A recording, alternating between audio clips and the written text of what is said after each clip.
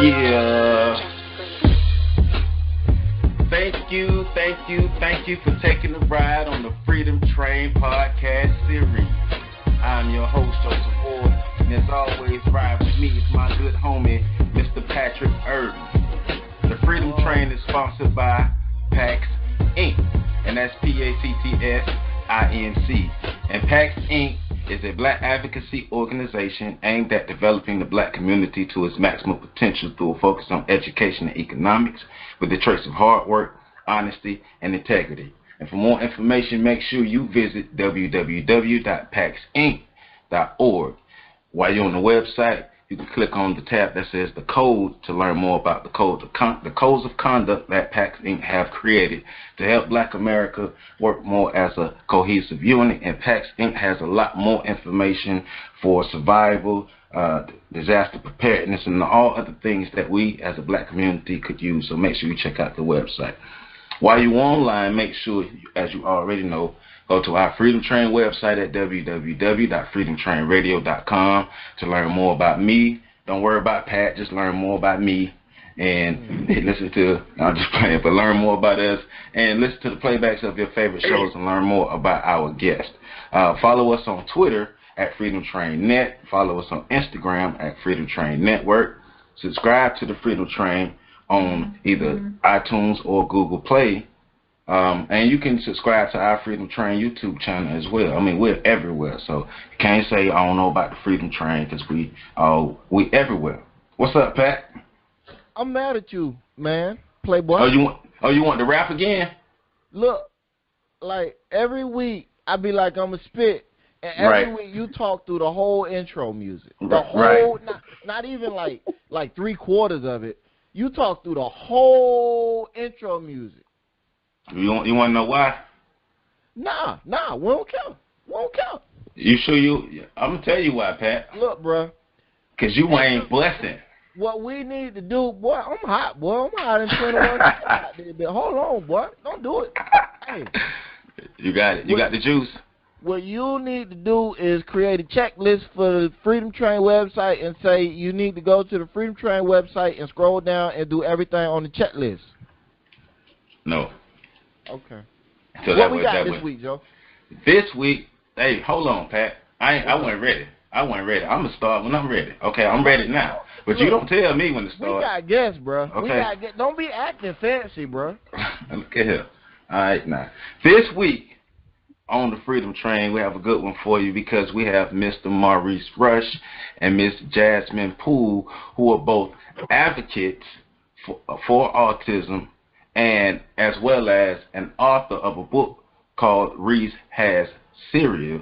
And we're going to learn more about both of them, Maurice and Jasmine, and their advocacy within the world of autism, and so we can get more information so we ourselves can be more of an advocate.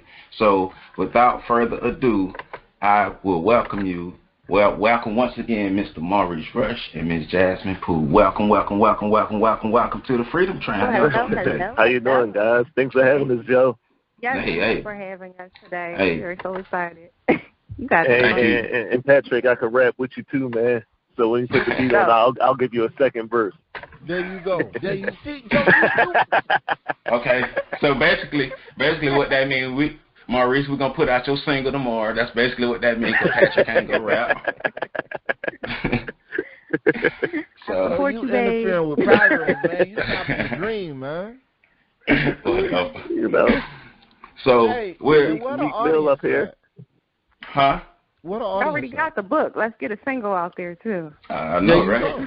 I know you're right.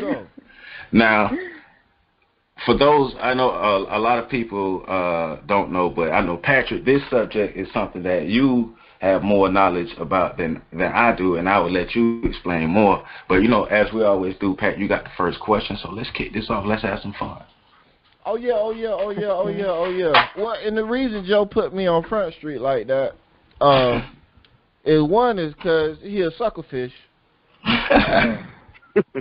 And two is because, you know, my oldest child has autism, so, you know, this is something that we've been dealing with. It's something that's near and dear to our hearts, and it's something that made me I was pretty excited to get to this interview, to talk to you guys, to see about your experiences and the various things you've done and and the things of that nature. So, I don't want to get too deep into it. I want to bring that up until maybe like last 10 minutes, because this ain't about me. This is about them. It's a bridge, my brother. It's a bridge. See, it's a bridge, my brother. It's not, but it's a rope bridge. Awesome, you know what community. I'm saying? I ain't good at tight roping. So, Maurice and Jasmine. That ain't even how you say your name, is it? It's not Maurice. That is Maurice. Yeah. Is that the southern way to say it? See that? That's his way. That's his way. No, she got our back. She is truly pro-black. The South can't take that one. Bro, Joe, don't be a hater all your life, Joe. Now, just to the end of the interview. Go ahead. Maurice and Jasmine, could you give us, we want to know about who you guys are, how you met, why you became advocates, what caused you to step out on the front street like that, who took the first step, who pushed the other one, who was like, nah, I ain't trying to do all that, who was like, boy, you shut up, come on, let's go. Give us the juice. What happened? So we met when we were like kids. We met when we were like 11 or 12. Through the same church. Then she kind of vanished for like 3 or 4 years. I don't really know where she went. When she popped back, like 11, like she was kind of like little girly, and like 15, 16, and she was. Yeah. Y'all get what I'm saying, Yes, sir. Yes, sir. Like, oh, my God. So I was like, yo, Shorty.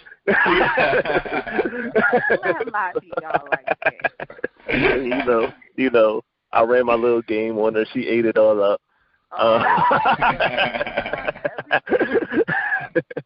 Ran my little game on her. She ate it all up, and we actually have been dating since we're in high school.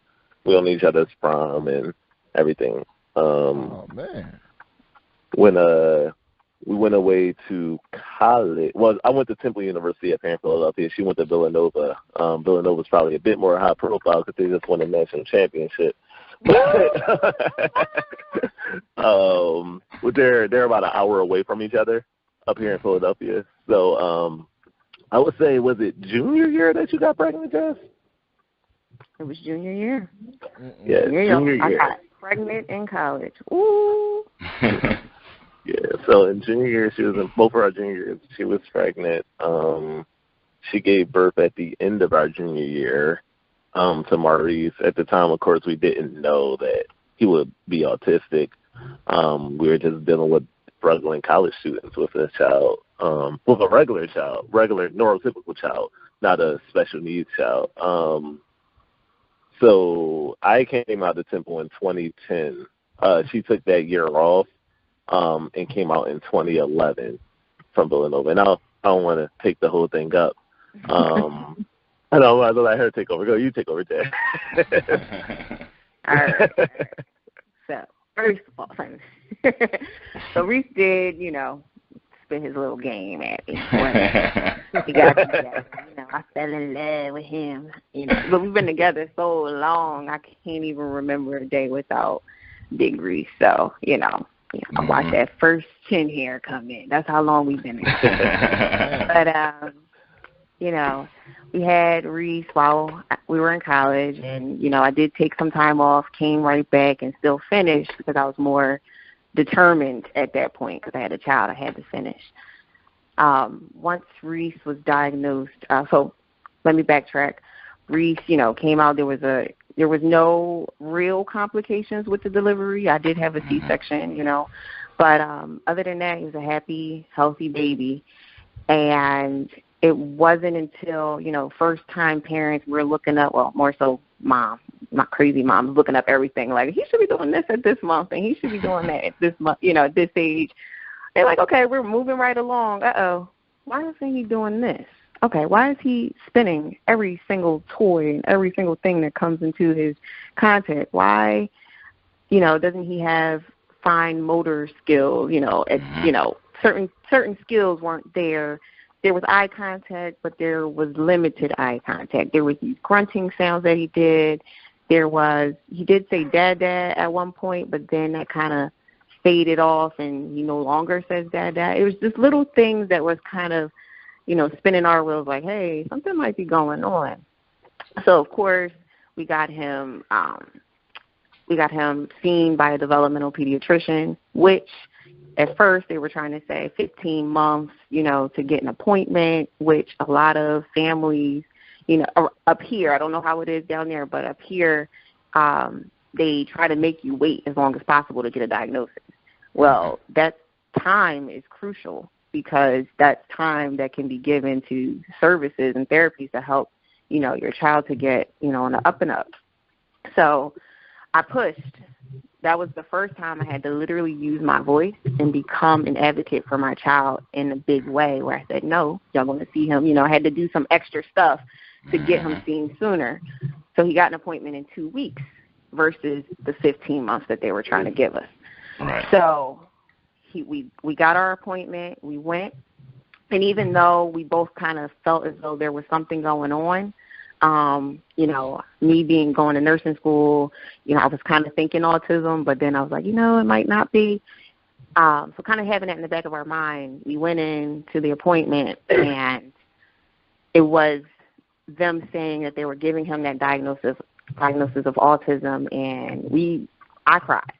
And Rece dealt with it, as men deal with, their emotions in their own way. We both were feeling something at that moment, like, what, and we both kind of referenced this poem by Emily Kingsley called Welcome to Holland, where the whole time you're pregnant, you're preparing to go to Italy. You're destined to go to this trip that you've been thinking about for months. You can't wait to get there. And then the plane lands, and you're in Holland, not Italy. You're in some completely different territory that you did not prepare for. But if you spend time reflecting on where you were supposed to be, you'll never appreciate where you are right now. So we kind of, made sure that we were going to do what we had to do as parents. This was a new world, a new chapter. Everything was new to us as parents in general, but now this diagnosis made things even more, real and different. And it wasn't, as Black parents as well, it wasn't something that we were faced with. This was the first time. No one in my family has autism. No one in Rece's family, that we knew of had autism either. So it was our first time, and, we're young, and that's where our voice started to get louder and louder, and what we had to do for our son. So I think I answered your question, maybe. Yes, no, y'all gave us a lot. And for those that go to the website. If you listening to this on iTunes or Google Play, go to the website, and there'll be a picture of them up with their child, and you can see how significant her comment is that she was with him when his first chin hair popped in.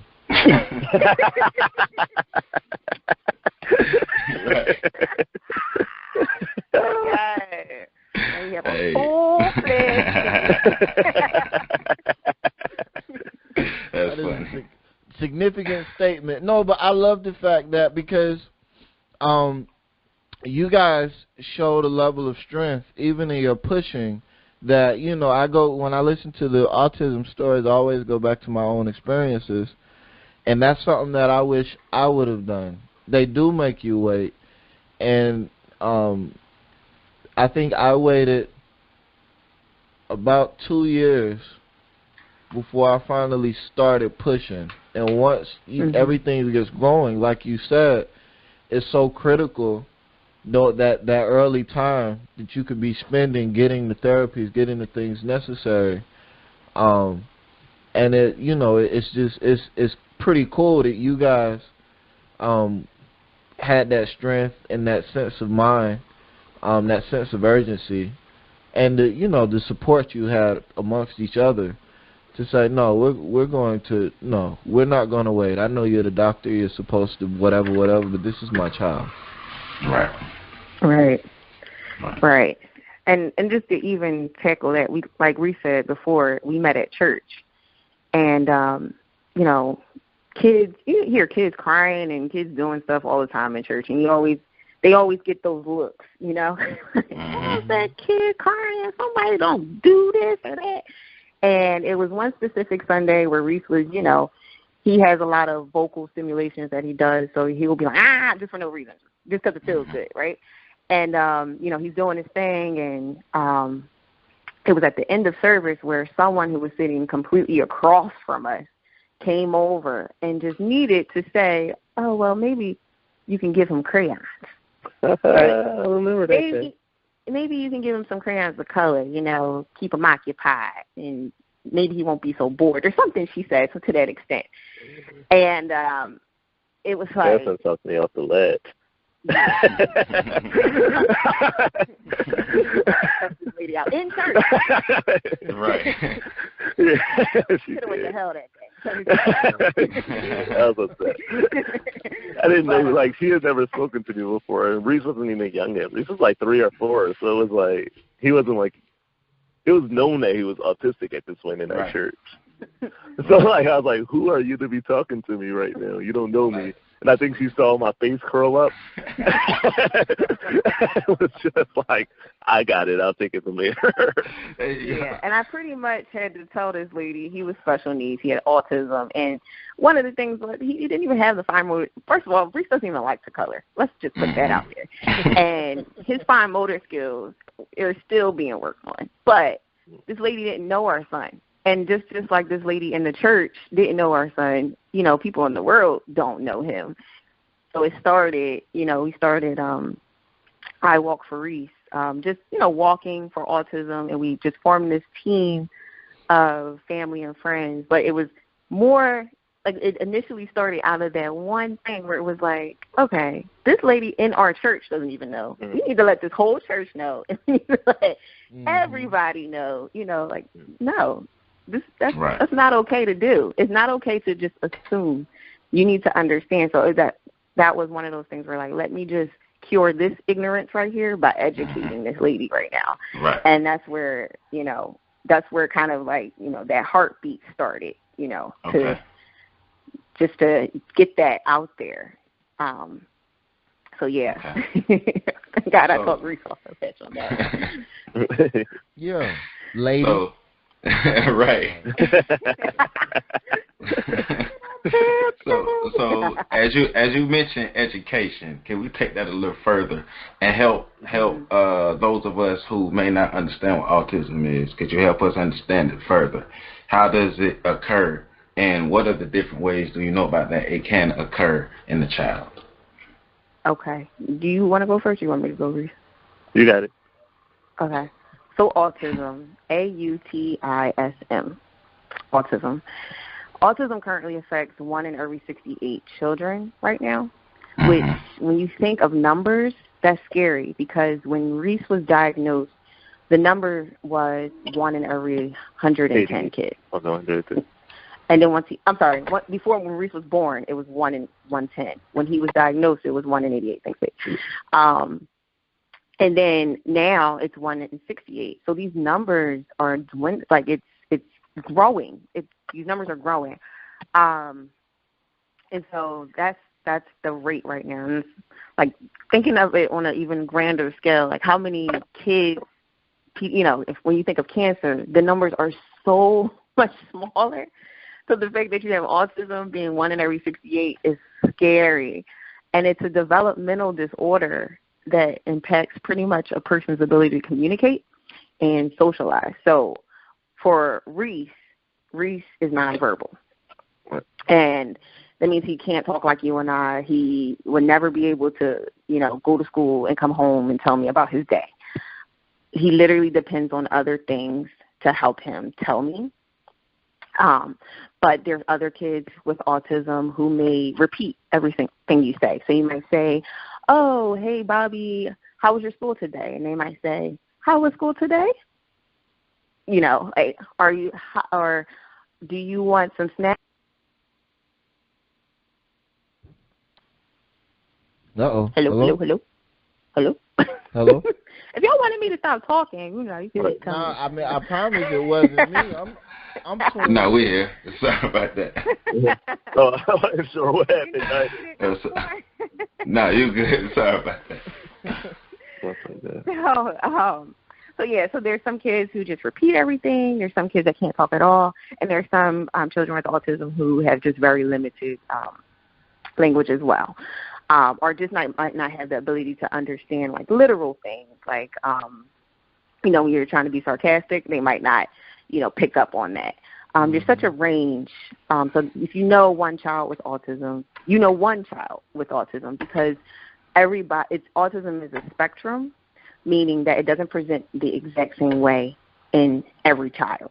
But the characteristics of it affecting communication and socialization are present within every child. So it's different, but it's the same, if that makes any sense. It is a lifelong disorder, and there aren't any solid answers as to why children are affected, and that's why research is so, so important.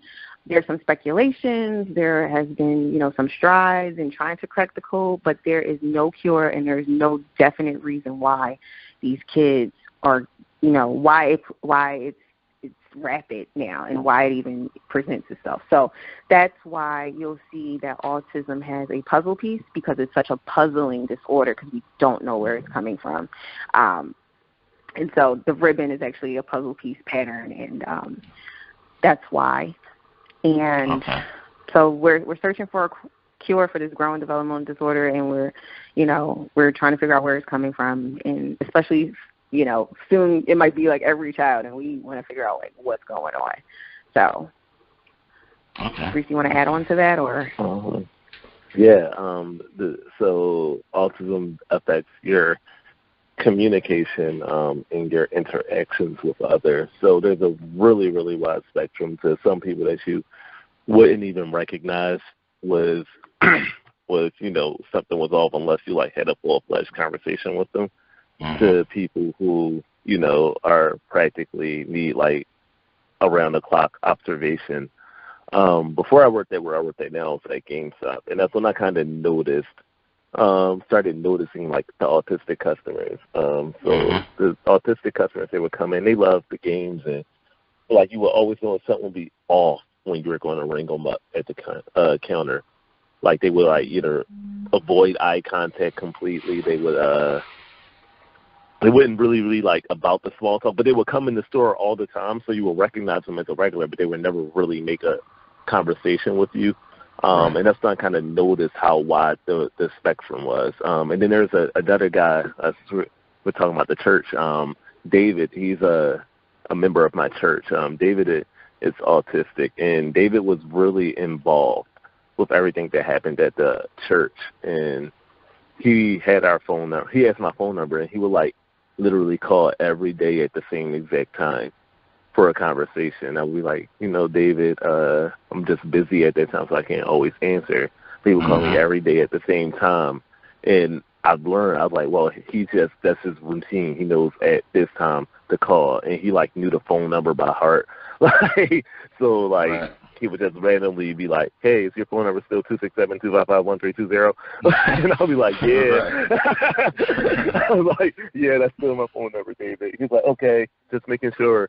And so that was kind of my introduction to autism before my son was diagnosed. And just seeing Rece's journey and meeting so many different kids that are autistic, from like a parent-teacher conference at the school to an event that we may be into, like the walk events, is like amazing to see how many, the wide range of spectrum, and two, how many different people are affected or know someone or care about someone who has been diagnosed with autism. And it's amazing that so many people know someone that's afflicted with autism, yet so many people are unaware of what autism really is. Yeah. So I think that's amazing, and that's kind of what sparked the fire in me to go so hard with the autism. It was just like, how can so many people know about this, but nobody know about it as well? And that's kind of like where I am with the disease now. And Rece is just an awesome kid, and like just to see him smile and to see his growth gives me that will and that desire to keep going and keep going harder and keep getting stronger at the protection. And also, I just want to add, too, autism doesn't mean that you're mentally retarded either. Right. These kids are so freaking smart. Literally, one of the kids at a school we were visiting where the children had autism, you would tell him your birthday, and he would run down, no matter what year it was, all the popular movies that came out that year. So crazy. So it doesn't mean, like someone would say, I would tell someone Rece had autism, and they were like, oh, he doesn't look like he has autism. There is no look. Right. There is no look to autism. And, I just always say that, they just think differently. They're just wired differently. Like Rece is, like they function like an iPhone or, in the world functions as Samsung. It's just two different ways of thinking. Or Android, I should say.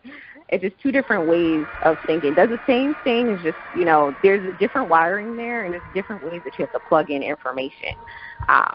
So just, I just also wanted to put that out there, too, because some people are like, oh, they think of Down syndrome, or they think of, just some severe mental, disorder. So I also wanted to put that out there as well. Well, I'm glad you said that part, because that's one of the reasons why we want to ask that question, so we could get more clarity to people about what autism is. And because I know through conversation that a lot of people equate autism and Down syndrome and other disorders, just lump them all in one box, in one space. So that's why I appreciate the way you broke it down, so it gives more clarity to actually what autism truly is. Yeah, it can coexist with another disorder, but by itself, there is no look, and it doesn't mean a certain look to that person or whatever. Okay. I definitely want to echo that and saying that it's appreciated, because man, you'd be amazed. Well, you wouldn't be amazed, but people that don't know or aren't dealing with it either personally or through a child or caregiver to somebody that has it, it's amazing how many people you run into who will assume that there is some sort of look, well, he can't have autism, he don't look like he got one. How does somebody with autism look? Exactly. Let's exactly. Tell me. Because when I first walked up to you look like an intelligent individual. Right. But apparently, and I apologize, I know that's not very nice, but that's what goes through my head whenever I hear that. Well, when I walked up to you, you looked so intelligent, and then you opened your mouth, and I was like, wow.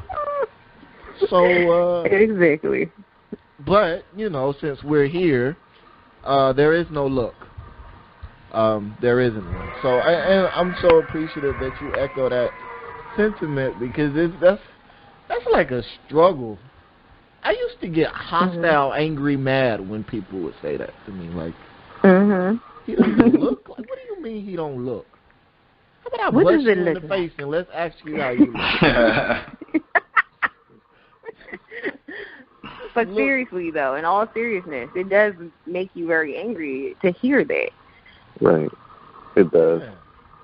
Yeah. And it taught me patience, and like not just patience in dealing with a special needs child, but patience in dealing with people. Right. That man a round of applause for that. Yeah. You can see a lot of patience in dealing with people who speak not necessarily because they're trying to be offensive, because I don't think someone saying, oh, he doesn't look like there's anything wrong with you, I don't think that they have any malice in their heart when they're saying that, but they speak out of ignorance in the true meaning of the word, that they aren't aware that what they're saying is ignorant. I posted something on Facebook like last year. It was just like things you shouldn't say to a parent with a special needs child, and it was like a list of 10 things that I just came up with, and that was one of them on there. Like, he doesn't look this way. And people were like, oh, my gosh, I'm so sorry if I've ever done that to you. And I'm like, no, it's fine. Like, I understand ignorance. And you understand people's ignorance and not meaning to be rude or not meaning to be malicious in what it is that they're saying, but generally not knowing what to say or how to respond to your situation.